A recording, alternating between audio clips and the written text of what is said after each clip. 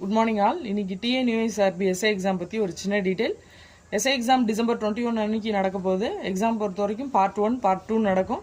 Part 1 Tamil eligibility test. நீங்கள் 100 questions 100 மார்க்ஸுக்கு எழுதுவீங்க. இதில் 40 மார்க்ஸ் நீங்கள் எடுத்தால் தான் மெயின் ரிட்டன் எக்ஸாமினேஷனுக்கு நீங்கள் எலிஜிபிள் ஆவீங்க. மெயின் எக்ஸாமை பொறுத்த வரைக்கும் பார்ட் ஏ பார்ட் பி நடக்கும். பார்ட் ஏ ஜிகே 40 மார்க்ஸ் 80 கொஸ்டின்ஸுக்கு நடக்கும்.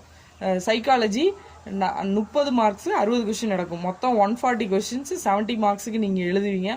நீங்கள் எக்ஸாமினேஷன் சென்டருக்கு 1 hour பிஃபோராகவே போயிடுங்க. ஹால் டிக்கெட்டில் உள்ள இன்ஸ்ட்ரக்ஷன்ஸை ப்ராப்பராக ரீட் பண்ணிட்டு போங்க. பிளாக் பால் பாயிண்ட் பென்னு தான் யூஸ் பண்ணணும். எலக்ட்ரானிக் கேஜெட்ஸ் எதுவும் அலோவ் பண்ண மாட்டாங்க. அதெல்லாம் நீங்கள் ஃபாலோ பண்ணிக்கோங்க.